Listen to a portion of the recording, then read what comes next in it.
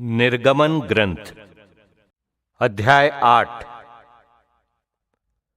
प्रभु ने मूसा से कहा, तुम हारून से कहो कि वो हाथ में डंडा लेकर उसे नदियों, नहरों और तालाबों के ऊपर फैलाए। ऐसा करने से मेंढक मिस्र की भूमि पर आ जाएंगे। हारून ने अपना हाथ मिस्र के जलाशयों के ऊपर फैलाया। इस पर मेंढक बाहर निकल पड़े और मिस्र देश मेंढकों से भर गया।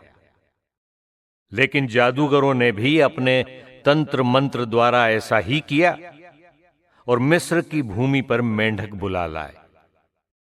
इस पर फिरौन ने मूसा और हारून को बुलाकर कहा, प्रभु से प्रार्थना करो कि वो मेरे और मेरी प्रजा से मेंढकों को हटा ले, तब मैं प्रभु को बलि चढ़ाने के लिए लोगों को जाने दूंगा।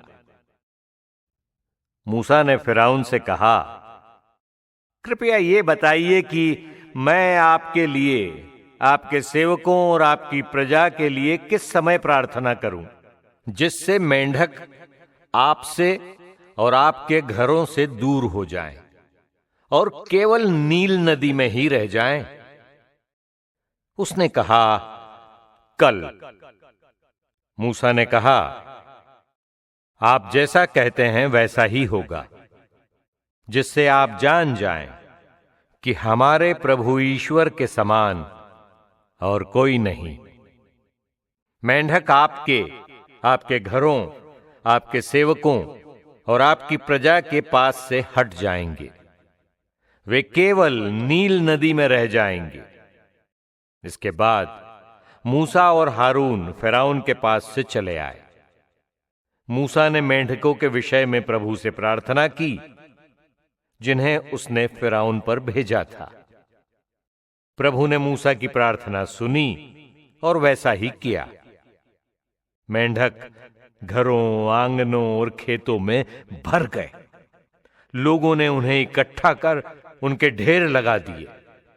सारा देश उनकी दुर्गंध से भर गया। लेकिन जब फिरौन ने देखा कि संकट टल गया है, तो जैसा प्रभु ने कहा था, उसका हृदय कठोर बना रहा और उसने मूसा और हारून की नहीं सुनी। तीसरी विपत्ति, मच्छर।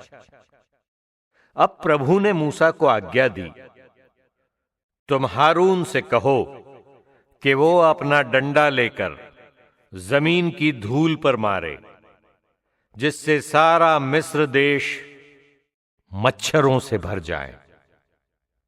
उन्होंने वैसा ही किया। हारून ने डंडा लेकर अपना हाथ फैलाया और जमीन की धूल पर मारा।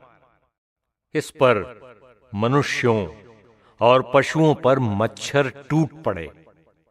पूरे देश की धूल मच्छर बन गई।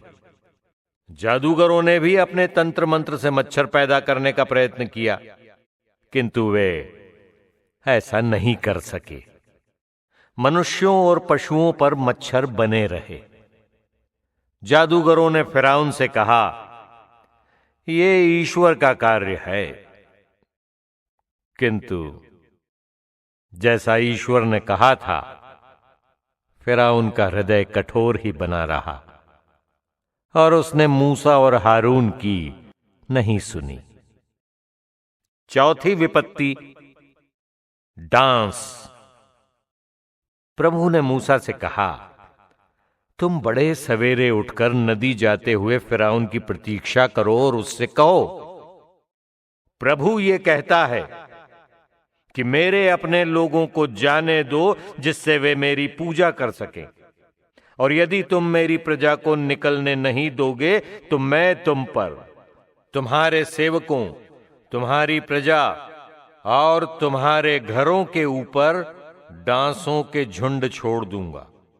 मिस्रियों के घर और वो भूमि भी जहां वे रहते हैं डांसों से भर जाएगी। किंतु उस दिन गोशेन प्रदेश में जहां मेरी प्रजा निवास करती है डांस नहीं होंगे, जिससे तुम जान जाओगे कि इस पृथ्वी पर मैं प्रभु विद्यमान हूं। इस प्रकार मैं तुम्हारी और अपनी प्रजा में भेद करूंगा। ये चमत्कार कल ही होगा। प्रभु ने ऐसा ही किया। फिरौन का महल, उसके सेवकों के घर और सारा मिस्र देश डांसों से भर गया। डांसों के कारण देश का विनाश हुआ। अब फिरौन ने मूसा और हारून को बुलवा कर कहा, जाओ और इस देश में ही अपने ईश्वर के लिए बलि चढ़ाओ।